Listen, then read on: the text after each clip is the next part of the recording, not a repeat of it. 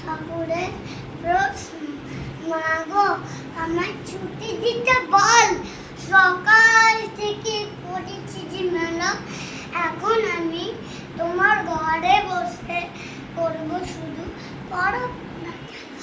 তুমি বলছো দুপুর এখন সবে, না জানো সত্যি হলো তাই। একদিনও কি দুপুরবেলা হলে বিকেল হলো মনে করতে নাই? আমি তো বেশ ভাবতে সূর্যি ডুবে গেছে মাঠের শেষে, বাগদি বুড়ি ছুটি ভরে নিয়ে শাক তুলছে পুকুর ধারে।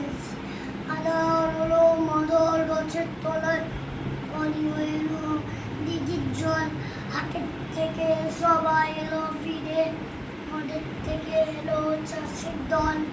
মনে কন্যা উঠলো সাঁঝি তারা, মনে কন্যা সন্ধে হলো যেন।